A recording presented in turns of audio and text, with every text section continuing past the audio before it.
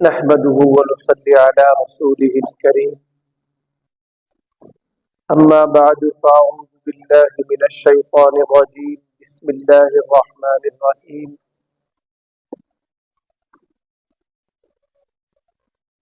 إن هذا القرآن يهدي للتي هي أقوم صدق الله العظيم. محترم پردہ نشین خواتین، اللہ تبارک و تعالی نے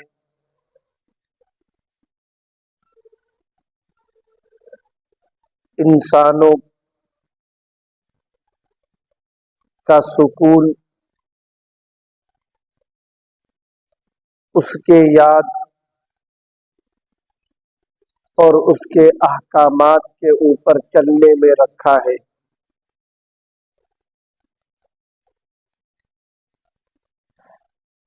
اس دنیا کے اندر اللہ نے ہمیں جو بھیجا ہے اس کا بڑا مقصد نیک اعمال کا اہتمام کرنا ہے۔ نیکی انسان کو خوشیاں عطا کرتی ہے، گناہ انسان کو پریشان کراتی ہے۔ اسی لیے صحابہ رضی اللہ عنہم کی ساری زندگی نیکیوں کے کرنے میں گزری۔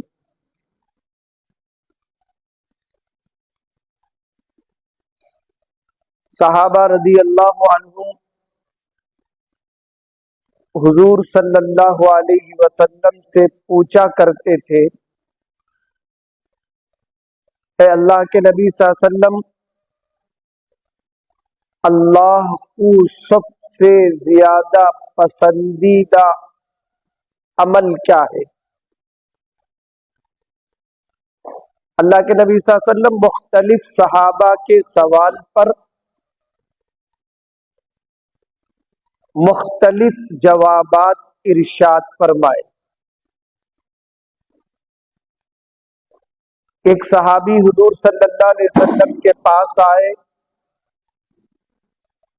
کہا کہ اے اللہ کے نبی صلی اللہ علیہ وسلم، مجھے نصیحت کیجئے۔ تو آپ صلی اللہ علیہ وسلم نے فرمایا لا تغضب۔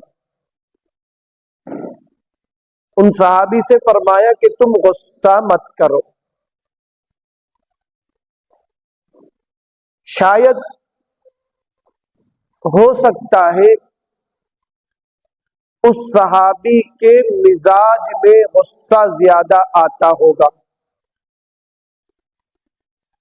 اللہ کے نبی صلی اللہ علیہ وسلم نے ان کے اندر وہ کمزوری دیکھی ہوگی، آپ نے ان سے فرمایا کہ تم غصہ مت کرو، اس لیے کہ غصہ ایک ایسی بری عادت ہے جو انسان کو کمزور کر دیتی ہے۔ انسان بیمار ہو جاتا ہے۔ غصے والے انسان سے لوگ دور بھاگتے ہیں، اور فرمایا شیطان غصے کی وجہ سے رشتوں کو توڑ دیتا ہے، خراب کر دیتا ہے۔ اور اللہ کے نبی صلی اللہ علیہ وسلم نے ایک موقع پر علاج بھی بیان فرمایا۔ تمہیں غصہ آئے تو تم اعوذ باللہ من الشیطان الرجیم پڑھ لیا کرو. کیوں؟ فرمایا اللہ کے نبی صلی اللہ علیہ وسلم نے الغضب من الشیطان، غصہ شیطان کی طرف سے ہے. والشیطان من النار، اور شیطان آگ سے پیدا کیا گیا. اور غصہ جب انسان کو آتا ہے تو طبیعت اس کا گرم ہو جاتا ہے، وہ بھڑکنے لگتا ہے. جیسے آگ بھڑکتی ہے اس طرح غصے والا انسان بھی بھڑکتا ہے.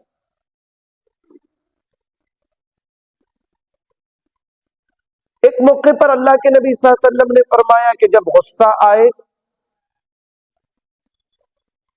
اگر تم اس وقت کھڑے ہو تو بیٹھ جاؤ،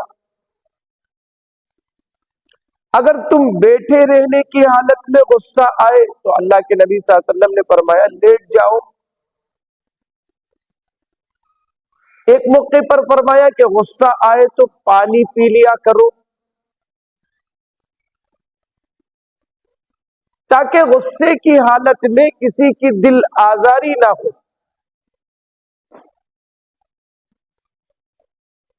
علماء فرماتے ہیں اگر میاں بیوی میں غصہ آ جائے،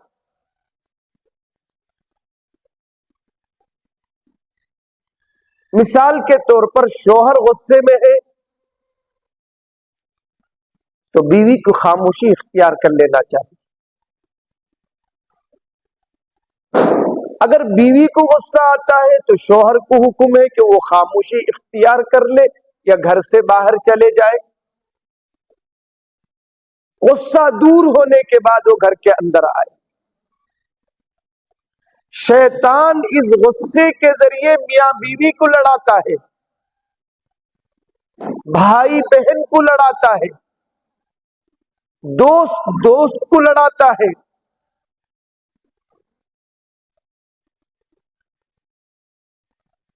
اور غصہ دنیا میں انسان کو ذلیل کر کے رکھ دیتا ہے.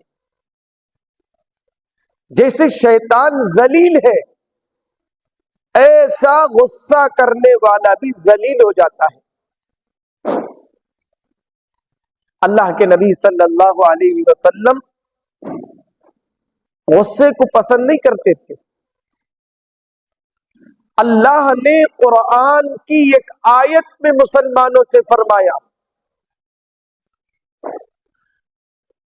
کہ وہ مسلمان اللہ کو پسند ہے. والکاظمین الغیظ، جو غصے کو پی جاتا ہے. غصے کو پی جانا اللہ کو بہت پسند ہے.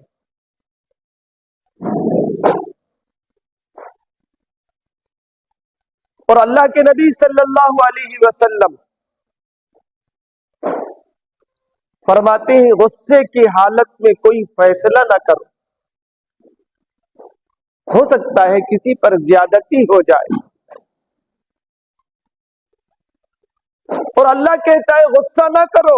آگے اللہ اور بڑی بات فرماتے ہیں وَالْعَافِينَ عَنِ النَّاسِ، جو تمہیں غصہ دلاتا ہے، جو تمہارے ساتھ برائی سے پیش آتا ہے،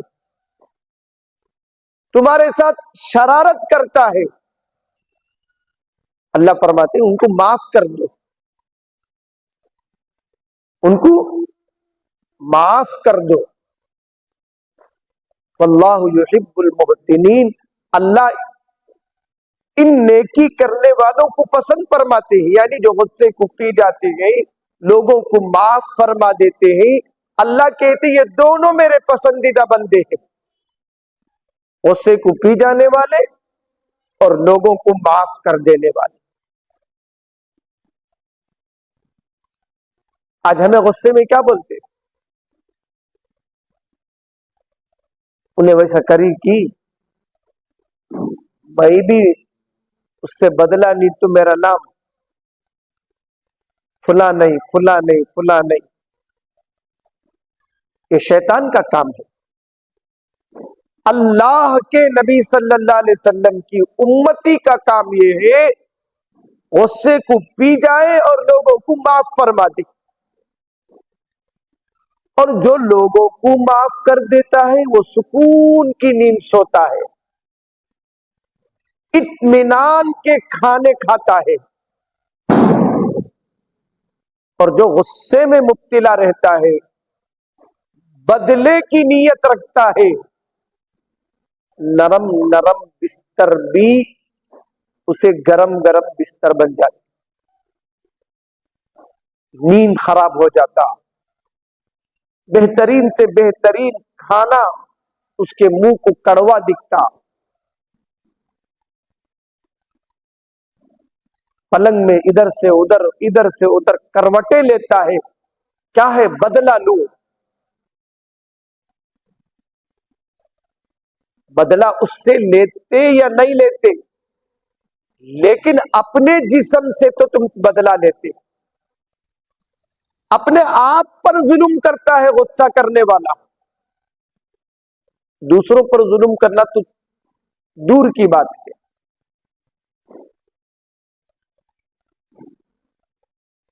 اللہ کے نبی صلی اللہ علیہ وسلم نے ان صحابی سے فرمایا تم غصہ مت کرو، یہ تمہیں نصیحت ہے۔ ایک موقع پر اللہ کے نبی صلی اللہ علیہ وسلم نے صحابہ سے پوچھا تم جانتے ہو پہلوان کون ہے؟ صحابہ نے فرمایا اے اللہ کے نبی صلی اللہ علیہ وسلم پہلوان وہ ہے جو بدلہ لینے کی طاقت رکھے۔ اللہ کے نبی صلی اللہ علیہ وسلم نے فرمایا نہیں، پہلوان وہ ہے جو غصے کو پی جائے قدرت رکھنے کے باوجود بدلہ نہ لے۔ ایک صحابی رضی اللہ عنہ اپنے غلام کو سخت بات کہہ رہے تھے اس کی کوتاہی کی وجہ سے۔ اللہ کے نبی صلی اللہ علیہ وسلم نے دیکھا کہ ان کا غصہ حد سے بڑا ہوا ہے، تو اللہ کے نبی صلی اللہ علیہ وسلم نے فرمایا تم جتنا اس پر طاقت رکھتے ہو اس سے زیادہ اللہ تم سے بدلہ لینے کی طاقت رکھتا ہے۔ تو غصے کی وجہ سے زندگی کا لطف ختم ہو جاتا ہے، خاندان ٹکڑوں میں بڑھ جاتے ہیں، یہاں تک کہ غصے کی وجہ سے بعض اوقات اللہ معاف فرمائے اولاد اور ماں باپ کا رشتہ بھی ختم ہو جاتا ہے۔ بعض بچے بولتے میں امی گھر جا کو اتنے دن ہوا، باوا گھر کو جا کو اتنے دن ہوا، یہ کیا اللہ کے پسندیدہ کام ہے؟ یہ تو اللہ کے ناراضگی کے کام۔ فرمایا عام مسلمان سے بھی 3 دن سے زیادہ تعلق توڑنے کی اجازت نہیں ہے۔ بہترین مومن اللہ کے نبی صلی اللہ علیہ وسلم نے فرمایا وہ ہے جسے غصہ دیر سے آئے، جسے غصہ دیر سے آئے اور جلد ختم ہو جائے۔ اس کے برخلاف وہ مومن بہت برا ہے جسے جلدی غصہ آئے اور دیر سے غصہ ختم ہو۔ فرمایا غصہ مت کرو، یہ دنیا میں نقصان پہنچانے والی چیز ہے، آخرت میں بھی اللہ اس بندے پر رحم نہیں فرماتے جو دنیا میں ایک دوسرے پر رحم نہیں فرماتے۔ ہم مکتب میں بچوں کو یہ حدیث پڑھاتے، ہمارے مکتب کے بچے یہ حدیث پڑھیں گے۔ کیا حدیث؟ حدیث نمبر 10 پڑھو گے تو بچے پڑھیں گے من لا یرحم ولا یرحم، جو رحم نہیں کرتا اس پر رحم نہیں کیا جاتا۔ اسی طرح ایک اور دینیات ہم پڑھاتے ہیں، اس میں حدیث نمبر 10 پڑھو گے تو بچے پڑھیں گے اجتنب الغضب، غصے سے بچو۔ مکتب میں ہمیں پڑھاتے بچوں کو، کبھی کبھی موقع ملنے پر غصے کے نقصانات بھی بچوں کو بتاتے اور رحم کرنے کے فائدے بھی بچوں کو مکتب میں بتاتے، تاکہ یہ بچے زندگی میں ان برائیوں سے بچ کر رہے۔ اللہ کے نبی صلی اللہ علیہ وسلم نے موت سے پہلے فرمایا اپنی امت کو، دیکھو میں دنیا سے چلا جاؤں گا تو تم دو چیزوں کو تھامے رکھنا۔ ایک فرمایا اللہ کی کتاب یعنی قرآن مجید کی تلاوت، قرآن مجید پر عمل کرنے کو۔ دوسرا فرمایا میری سنتوں کو تم تھامے رکھو۔ اور نبی کریم صلی اللہ علیہ وسلم کی سنت یہ ہے، آپ دشمنوں پر بھی غصہ نہیں فرماتے تھے، دشمنوں سے بھی بدلہ نہیں لیتے تھے۔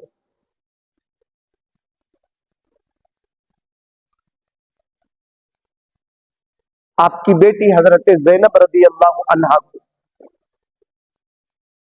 دشمنوں نے ایسا مارا کہ حضرت زینب سواری سے نیچے گر گئی۔ کون سا باپ ہے جو اولاد کو مارنے پر غصہ نہ کرے، اسے برداشت کر لے؟ لیکن نبی کریم صلی اللہ علیہ وسلم نے اپنے لختے جگر پر ظلم کرنے والے کے ساتھ بھی بدلہ نہیں لیا۔ امت کو یہ پیغام دیا، اگر ہر آدمی ایک دوسرے سے بدلہ لینے کے بارے میں سوچے گا تو امت کا کیا ہوگا؟ آپ نے امت کو رحم کا سبق دیا، معافی کا سبق دیا، غصے کو پی جانے کا سبق دیا۔ خاص طور پر ہم اپنے طبیعت کو ایسا بنائیں کہ غصے کو پینے کی عادت ہو جائے۔ آج کمزوری کا زمانہ ہے، بیماریوں کا زمانہ ہے، جلد عورتوں کو غصہ آتا ہے، بچوں کو غصہ آتا ہے، مرد کو غصہ آتا ہے۔ لیکن اللہ کے نبی صلی اللہ علیہ وسلم نے فرمایا غصہ نہ کرو۔ ایک بھی غصہ کرے گا، چاہے وہ مرد ہو، چاہے عورت ہو، چاہے بچہ ہو، گھر کا سکون ختم ہو جائے گا۔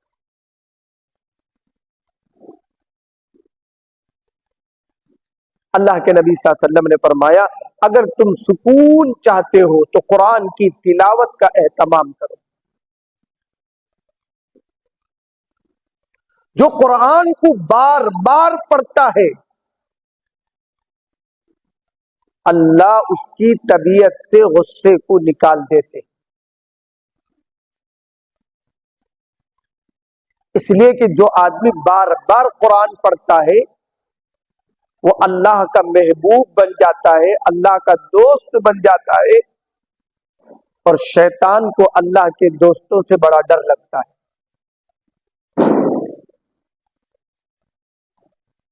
اللہ کے نبی صلی اللہ علیہ وسلم نے فرمایا تمہارے گھروں کا سکون قرآن کی تلاوت سے ہے۔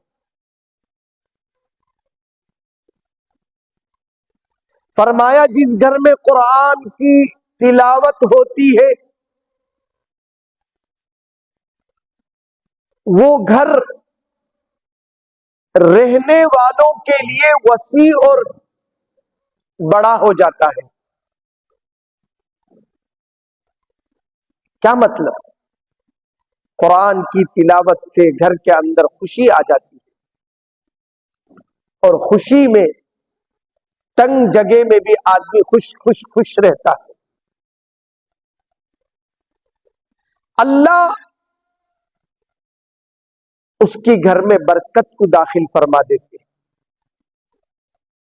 آج بھی ہمیں کیا کرتے، نیا گھر بنے تو پہلے کیا بولتے، پہلے کیا کرتے بولو، پہلے قرآن خوانی رکھنا با، قرآن پڑھنا با، کی بولتے؟ اس لیے کہ وہ گھر اللہ کو پسند ہے، برکت والا ہے، جس گھر میں قرآن کی تلاوت ہوتی۔ اس لیے گھر بنتے کے بعد کیا کرتے ہیں، انہیں بے نمازی رنگا، قرآن پڑھات نہیں رنگا، لیکن بولتا قرآن خوانی رکھ ڈالیں گے، قرآن پڑھ لیں گے پہلے۔ کیا مطلب؟ قرآن ہی سے گھروں میں برکت ہے، قرآن ہی سے گھر میں رحمت کے، برکت کے فرشتے داخل ہوتے ہیں، اور جس گھر میں رحمت کے فرشتے داخل ہوں گے اس گھر سے شیاطین بھاگ جاتے ہیں۔ اسی لیے اللہ کے نبی صلی اللہ علیہ وسلم نے فرمایا، جب تم گھر میں داخل ہو تو السلام علیکم کہہ کر گھر میں داخل۔ جو بھی گھر سے باہر سے گھر کے اندر جائے، چاہے بڑے ہو چاہے چھوٹے ہو، چاہے مرد ہو چاہے عورتیں ہو،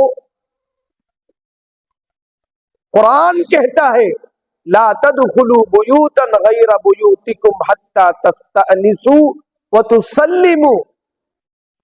تم اپنے گھر میں داخل ہو یا غیروں کے گھر میں داخل ہو، اللہ کہتا ہے اجازت پوچھو گھر والوں سے۔ اپنے گھر میں بھی اللہ کیا بولتا ہے، دستک دے کر جاؤ۔ ممکن ہے تمہاری والدہ، تمہارے والد، تمہاری بہن، تمہارے بھائی کسی حالت میں گھر میں ہوں گے، دستک دیں گے تو وہ صحیح حالت پر آ جائے، اور اس کے بعد اللہ کہتا ہے وَتُسَلِّمُوا عَلَىٰ أَهْلِهَا، تم سلام کہتے ہوئے گھر کے اندر داخل ہو۔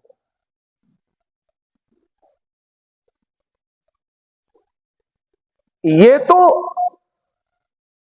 اللہ کا حکم اس وقت ہے جب گھر میں لوگ موجود ہو۔ آگے اللہ پیچھے آیت میں فرماتا ہے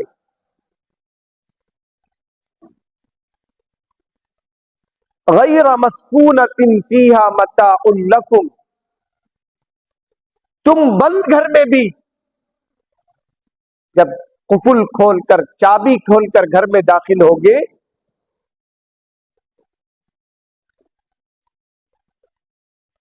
تو بھی سلام کرتے ہوئے گھر میں داخل ہو۔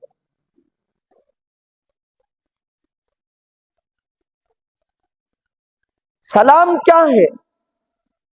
اصل میں السلام اللہ کا ایک نام ہے۔ السلام کے معنی سلامتی والا، اور سلامتی والا کون ہے؟ سلامتی والا اللہ ہے۔ جو آدمی اللہ کا نام سلام کے ساتھ داخل ہوگا وہ گھر کے لوگ سلامت رہیں گے، اچھے رہیں گے۔ گھر میں داخل ہونے کے آداب اللہ کے نبی صلی اللہ علیہ وسلم نے بیان فرمایا۔ ہم مکتب میں گھر میں داخل ہونے کی دعا باقاعدہ بچوں کو یاد دلاتے ہیں۔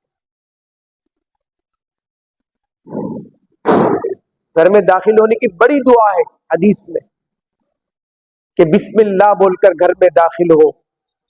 اللہم انی اسألک خیر المولج و خیر المخرج، بسم اللہ ولجنا و بسم اللہ خرجنا وعلی اللہ ربنا توکلنا، یہ گھر میں داخل ہونے کی دعا ہے۔ اللہ ہمارے گھر کو برکت والا بنانا چاہتے ہیں، ہمارا کام یہ ہے اسے برکت والا بنائے یا نہ بنائے۔ فرمایا جو آدمی گھر میں سلام کے بغیر داخل ہوگا وہ گھر لڑائی کا گھر ہو جاتا. اندر جاتے کے من جورو کی صورت اتر کو رنگی, اما کی صورت اتر کو رنگی, باوا کا صورت بھور کو دیکھ لک رنگے, کیونکہ تو شیطان من کو داخل ہوانا ہے نا, اللہ کا نام ات لیا نہیں, کہاں سے اسے گھر میں سلامتی نہیں, کیونکہ ہمارا داخلہ قرآن اور حدیث کے خلاف ہوا. پھر کیا بولتے, کیا کب دیکھ تو گھر میں بیماری, ابا بیمار, امی بیمار, بیٹی بیمار, جورو بیمار. جب اللہ اور اس کے رسول کا طریقہ گھر سے ختم ہو جائے گا وہ گھر پریشانیوں کا گھر بنے گا. یہ میں نہیں کہتا ہوں, اللہ کے نبی صلی اللہ علیہ وسلم کی احادیث کہہ رہی. گھر میں قرآن کی تلاوت کرو, وہ گھر برکت والا ہوگا, محبت والا ہوگا, سکون والا ہوگا. اس کے برخلاف جس گھر میں قرآن کی تلاوت نہیں ہوگی وہ گھر بے برکت کا ہوگا, دیکھنے میں بڑا ہوگا, عالیشان ہوگا, لمبا چوڑا ہوگا, 2 فلور 3 فلور کا ہوگا, ویسٹرن ہوگا, اے سی ہوگے, اچھے اچھے ٹائلس ہوں گے. گھر میں جھگڑے بھی ہیں گے, بے برکتی رہے گی. اللہ تعالیٰ نے قرآن میں زندگی کے طریقوں کو کھول کھول کر بیان کیا. گھر کا سکون ان باتوں پر عمل کرنے میں ہے. بہت سے بڑے گھر ایسے ہیں دیکھنے میں اچھے ہیں لیکن اندر داخل ہو تو طبیعت گھبرا جاتی ہے. بڑے بڑے گھروں کا حال ہم نے دیکھا ہے جہاں دین کے ساتھ زندگی نہیں ہے وہ گھر لڑائی جھگڑوں کا گھر ہے. ماں باپ کی عزت نہیں ہے, بڑوں کا ادب نہیں ہے.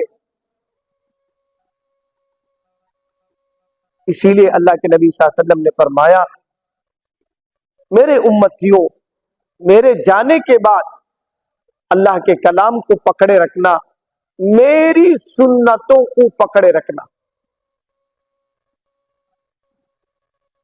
ہر کام میں میرے نبی کے طریقے موجود ہیں. سو کر اٹھنے سے لے کر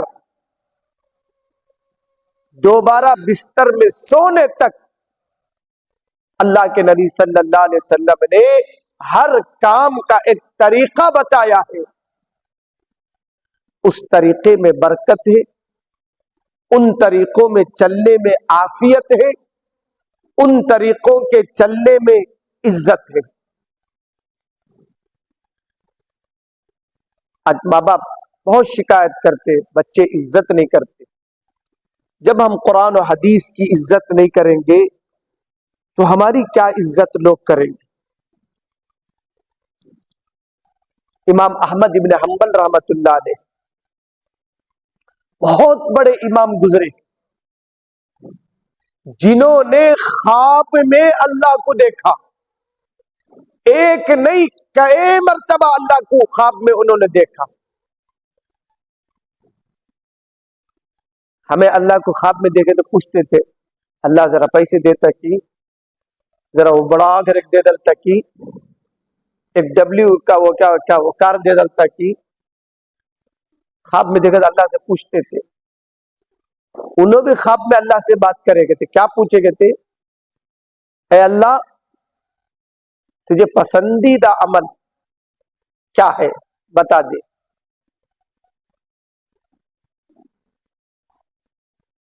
اللہ نے کہا اس احمد ابن حنبل رحمت اللہ علیہ کو میرا کلام پڑھا کرو, یہ مجھے بہت پسند ہے. امام احمد ابن حنبل رحمۃ اللہ علیہ قرآن کو سمجھے ہوئے تھے، ایک ایک آیت کا ترجمہ انہیں یاد تھا۔ انہوں نے پوچھا اے اللہ بفہم او بلا فہم، سمجھ کر پڑھنا ہے قرآن یا بغیر سمجھے پڑھے؟ اللہ نے احمد ابن حنبل کے ذریعے امت کو بتایا، اے احمد ابن حنبل، چاہے تم سمجھ کر پڑھو چاہے بلا سمجھے پڑھو، وہ کلام میرا کلام ہے۔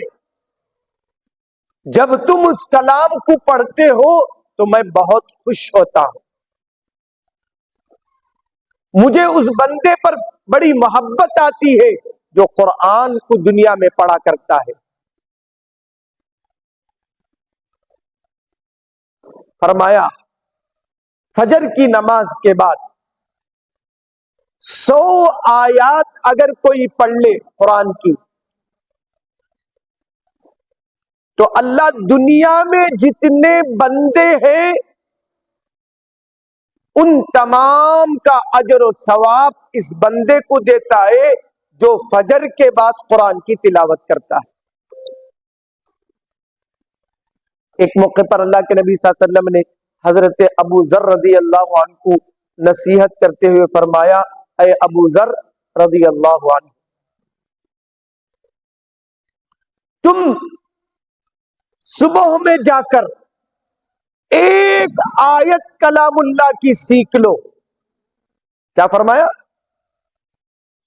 تم فجر کے بعد ایک آیت کلام اللہ کی سیکھ لو، 100 رکعت رات میں نفل پڑھنے سے افضل ہے۔ اور 100 رکعت نفل پڑھنے میں کتنی تکلیف ہوتی، کتنا وقت لگتا ہے۔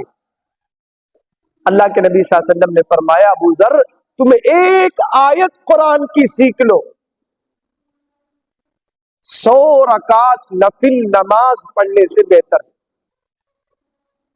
ایک موقع پر اللہ کے نبی صلی اللہ علیہ وسلم نے فرمایا اگر کوئی ایک آیت سیکھ لے تو رات بھر نفل پڑھنے سے بہتر ہے۔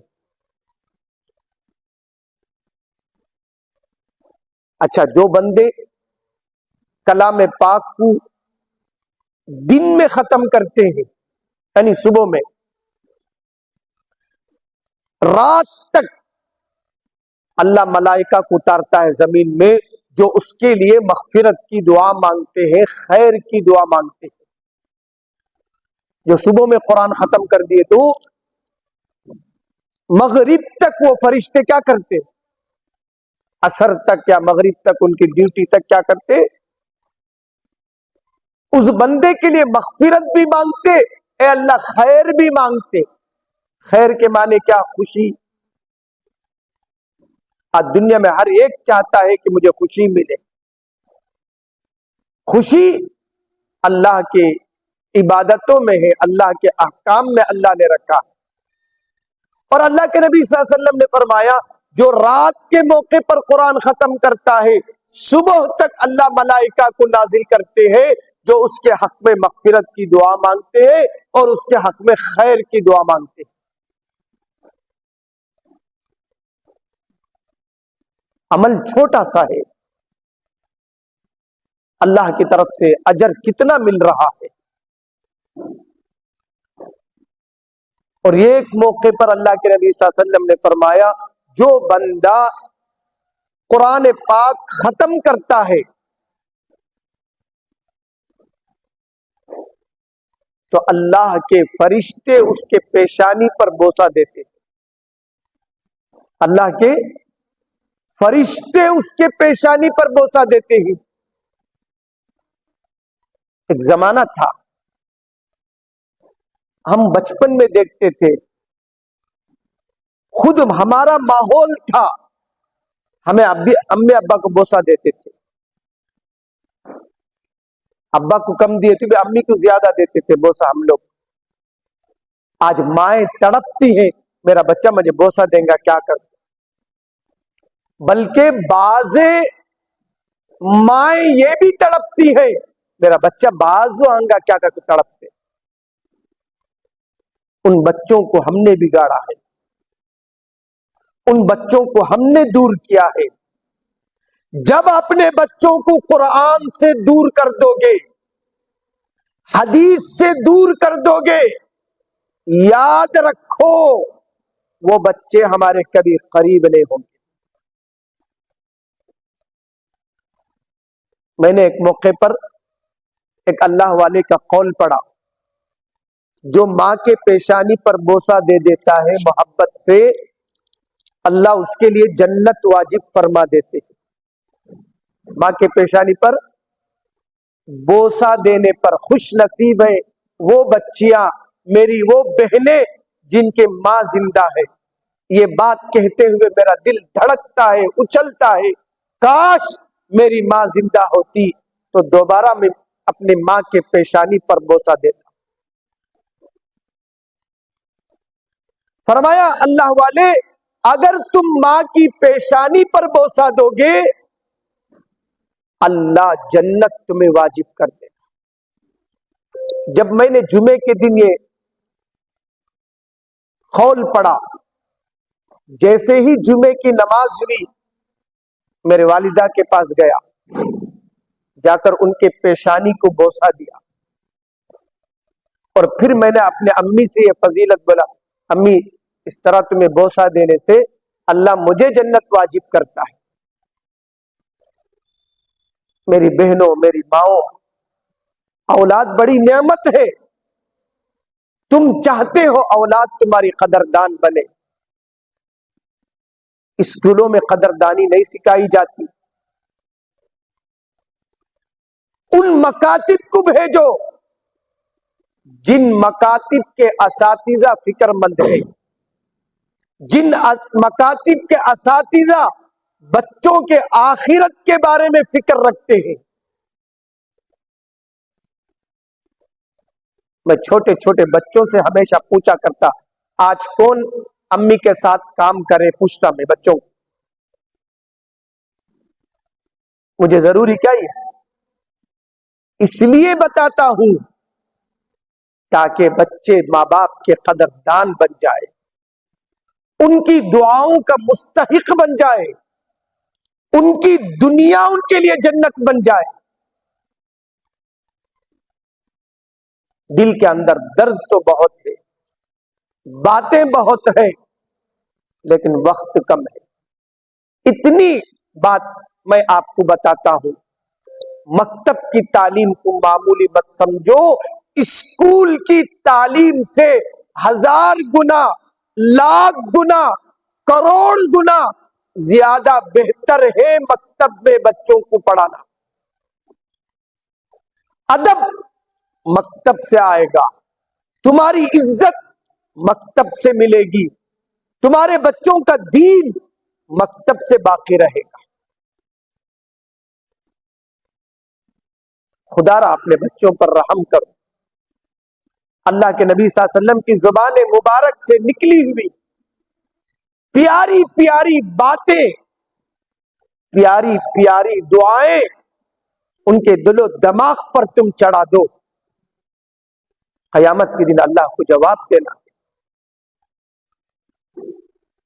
جانور بھی اپنے بچوں کو کھلا دیتا ہے, پلا دیتا ہے, پال دیتا ہے. یہاں تک کہ جانور بھی اپنے بچوں کو تربیت دیتا ہے. ہم اس سے بھی گئے گزر گئے. میری ماں اور بہنوں, مکتب کا ایک خاص ماحول ہے, کہاں بھیجو بچوں کو. صبح میں نیند پیاری ہوگی, یاد رکھو یہی بچے بڑے ہو کر کہیں باغی نہ بن جائے. محبت سے, پیار سے, سمجھا کر, بجھا کر مکتب میں بھیجو. مکتبیں بڑی نعمت ہے. وقت نہیں ہے, انہی باتوں پر میں اپنی بات ختم کرتا ہوں. اب ہمارے مکتب میں ایک بچہ یہ سلسلے میں حفظ شروع کیا, کالج سیکنڈ ایئر, کل اس کا کلام پاک ناظرانی حفظ مکمل ہو گیا. وہ بچہ حافظ قرآن ہو گیا. اس کے ماں باپ کے لیے کتنے بڑے مرتبے ہیں. بس ہماری توجہ کی ضرورت ہے. بچے کہاں ہیں؟ بچے مائک ہے دے دیں. آئیں بچے، آئیں نہیں بچے، وہ لوگ کہاں ہے؟ تو ضرورت سے پہلے آ جاتے ہیں تو آتے. آؤ سے پہلے آتے. کیا پڑھنا ہے؟ کون سوال چل رہا ہے؟ مجھے لگا چھوڑ دو چھوڑ.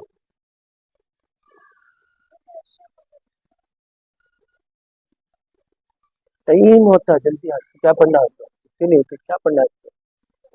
ہاں جو پکا یاد ہے کہ جو پکا یاد ہے تو پڑھو، نہیں تو نہ پڑھو. کیا وضو سے پہلے ایک دعا کیا؟ وضو سے پہلے ایک دعا کیا؟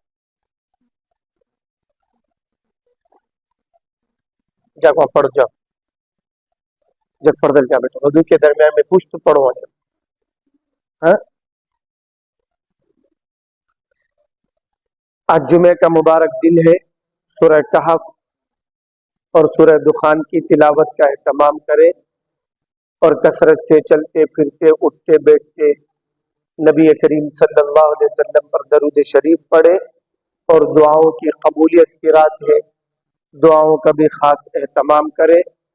اللہ تعالی سننے کہنے سے زیادہ ہمیں اعمال کی توفیق عطا فرمائے.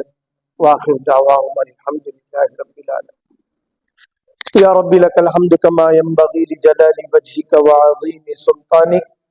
اللهم صل على سيدنا مولانا محمد وعلى آل سيدنا مولانا محمد وبارك وسلم. ربنا آتنا في الدنيا حسنة وفي الآخرة حسنة وقنا عذاب النار. یا رحم الراحمین ویا اکرم الاکرمین ویا ذا الجلال والاکرام. اے اللہ ہم سب کے گناہوں کو معاف فرما.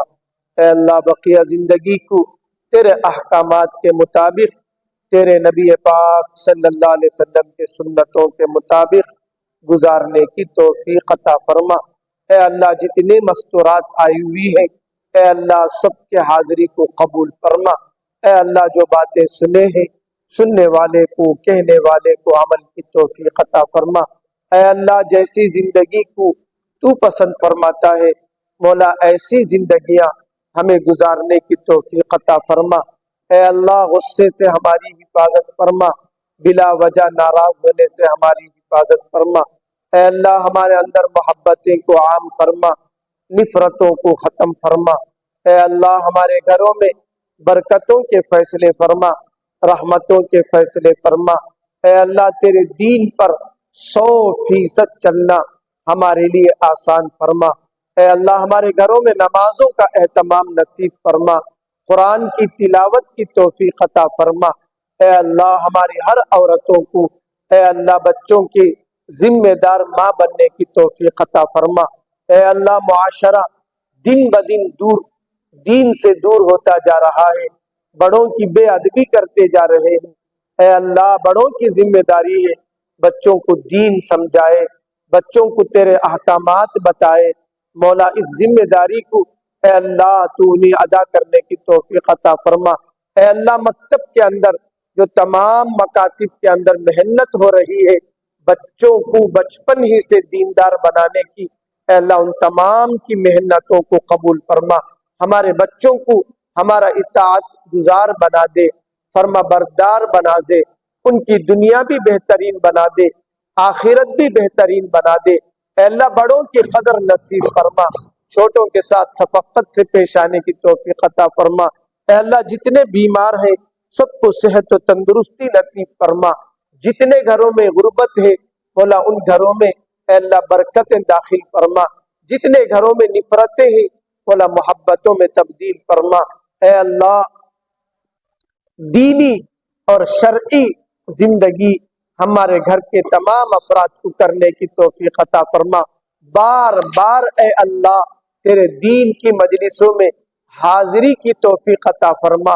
اے اللہ اب جتنی مستورات ہماری دین سے دور ہیں مولا ان کی حکمت کے ساتھ ان مجالس میں لے کر آنے کی توفیق عطا فرما، امت میں ہدایت کو عام فرما، اے اللہ ہدایت کو عام فرما، سنتوں کو ہمارے گھر میں زندہ فرما، رسومات کو ختم فرما، اے اللہ رسومات کو ختم فرما، اے اللہ ہمارے گھر کو رحمت گھر والا گھر بنا دے، برکتوں والا گھر بنا دے، اے اللہ ایک دوسرے کے ساتھ محبت والا گھر بنا دے، اے اللہ کوئی قرضے سے پریشان ہے تو ان کے قرضے کے ادائیگی کی شکل صورتیں پیدا فرما، جو بچے نکاح کے قابل ہیں نیک جوڑے نصیب فرما، اے اللہ جن بچوں کے نکاحیں ہو چکی ہیں بے اولاد ہیں مولا انہیں نیک صالح اولاد نصیب فرما، اے اللہ جو اولادوں سے پریشان ہیں مولا ان کے اولادوں میں ماں باپ کی عظمت پیدا فرما، اے اللہ جتنے ماں باپ اے اللہ تیرے پاس آ چکے ہیں